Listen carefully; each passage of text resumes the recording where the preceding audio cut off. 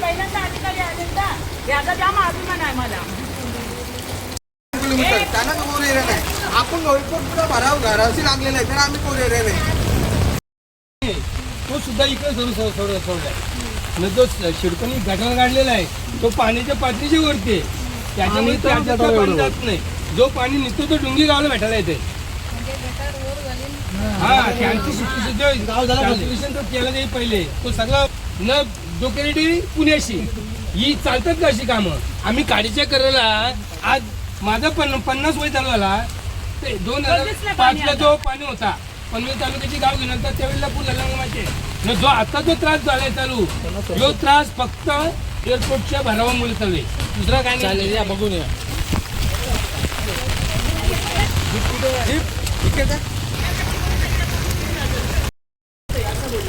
त्यांना मी सकाळी फोन लावला होता. त्यांचे पण फोन झाले मला. बोललो मॅडम बघा या आज तर काही वाईटच परिस्थिती आहे एकदम.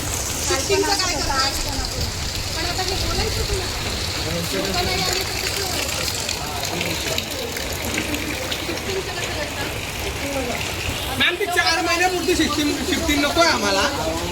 4 महिन्यापुरती तुम्ही ऐका ना. मी बोला तुम्ही यांचं ऐका. आता 2 दिवस आपल्याला रेनल लाईट आहे. हा बरोबर. आता ही सिच्युएशन आता अशी आहे. आणखी 2 दिवसांनी वाढली. एवढ्या पाण्यात कसं जाणार ना तुम्ही. पाणी ओसरलं की लोक येतात वापस परत. आम्ही किती नाही म्हणलं तर तुम्ही ऐकत नाही. अहो मॅडम तो विषय नाहीये. मी आता तर सांगते तुम्हाला 2 दिवस रेड अलर्ट असेल तर कसं करणार? समजा आपलं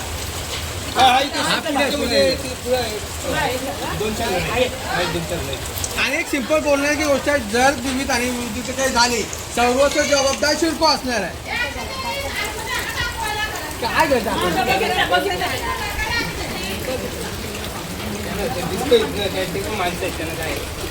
नशीब पहिल्यांदा अधिकारी पाण्यात आले.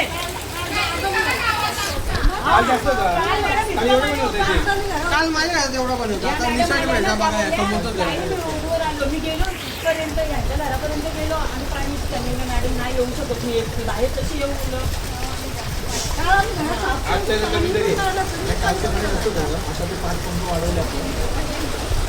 मी पाठवले नाही यांना मॅडमला व्हिडिओ. पण तुम्ही कसं करता सांगा. आता माझी लोक असे ऍक्च्युली मी खिडकोची आहे पण आता ती लोक पण माझीच आहे. माझीच आहे बरोबर. तलाठी आणि पण आता ती लोक आली आहे त्यांचा जीव टांगणीला राहणार ना. तुमचं काय होतंय काय होतंय तशी झालं पाहिजे शाळेमध्ये नाही होणार मॅम. चालेल नाही होणार. क्लिअर आहे. एक वेळ लिहिली होती त्यांनी त्यात की आम्ही राहिलो होतो. ते बोलले लोक का चला तुमच्या गावात पाणी येते. आम्ही 4 दिवस त्या शाळेमध्ये आलो होतो. त्या शाळेमधून आलो की पात्र आमच्याकडे शिकवून काही लक्ष दिला नाही. आम्ही पुन्हा दूरती जाऊन 4 वर्ष त्यांनी दूरतो. हा 6वा वर्ष निघाला. एक इंच काढली तुम्ही समजून घ्या. आज आमच्या ऐकून घ्या. ऐकून घ्या. एक विषय होता आहे सांगण्याचं तात्पर्य. एक आमच्या गावातली 60-70 घराची वस्ती आहे. किती 60-70. परंतु तुम्ही 300-400 गावाची जी घरं असतात ती गावात तुम्ही उठवली त्यांना पॉलिसी नाही. काले साहेब काय बोलले ते तुमचं गाव उठवलं तर पॉलिसी पाहिजे. आता तुम्ही आम्ही पण एअरपोर्टच्या करायलाच आहेत ना. जी हानिकारक जी घडतंय घटना ती एअरपोर्टमधून घडते. मग तुम्ही 400-500 गावांची घरं तुम्ही उठवली त्यांना पॉलिसी नव्हती ना. आमची एक 60-70 गावची वस्ती आहे त्यांना पॉलिसी आहे का. 60% धरा. 60% एवढीच आहे. ठीक पती असू दे पण एक 70 घर धरा. एवढीच घर समजा करून चला. गावातली पूल आमची आहेत ना टोटल गावातली घर बोला तर एवढीच आहे. किती आहे बोला.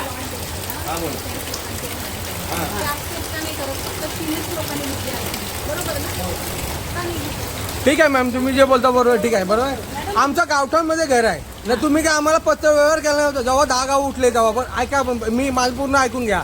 तुम्ही ऐका मॅम. हा बोला बोला. हां हां ते सांगतो ना.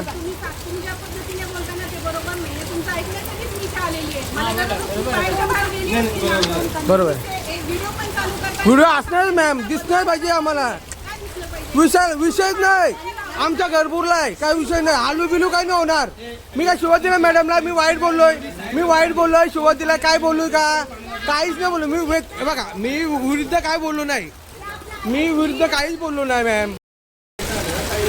आता इतक्या जर मॅडम तुम्ही बघितलं ना, पाणी नाही उचललं दोघांनी बोल.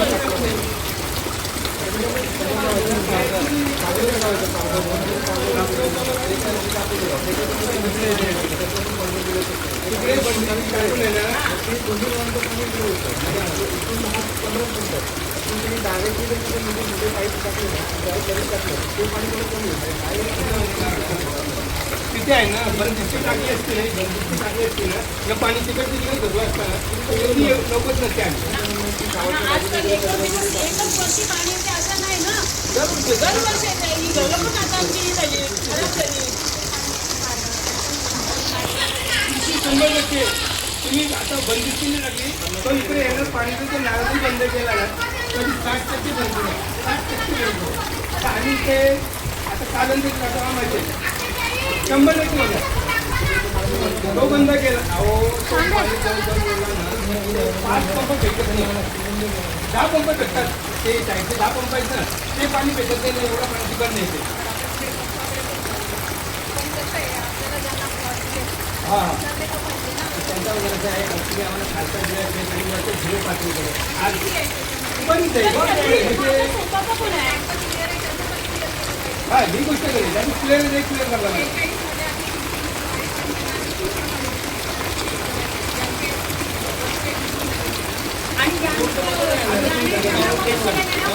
वडील एक आणि 5 पोरं आहेत आणि वरती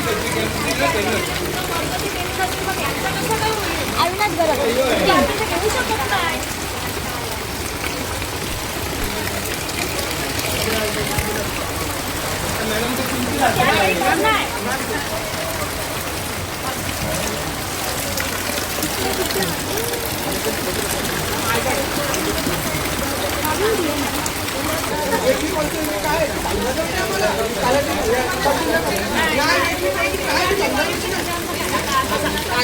ऐका आता, ऐका.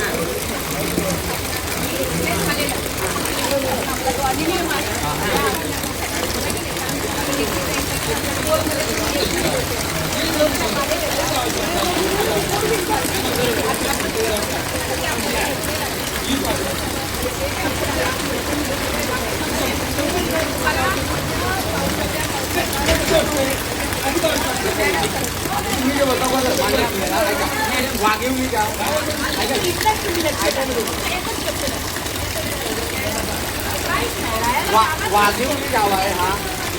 किती बाहेर आहे मॅम आमचे काय